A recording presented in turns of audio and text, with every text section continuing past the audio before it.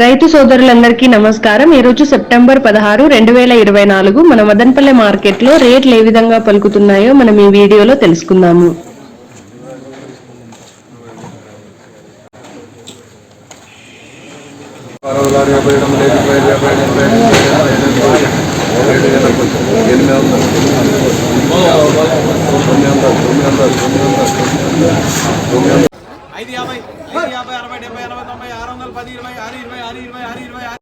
మార్కెట్లో ఆక్షన్ అయితే ఇంకా కొనసాగుతూనే ఉంది. ధరలు తెలుసుకునే ముందు మన ఛానల్ని సబ్స్క్రైబ్ చేసుకోండి.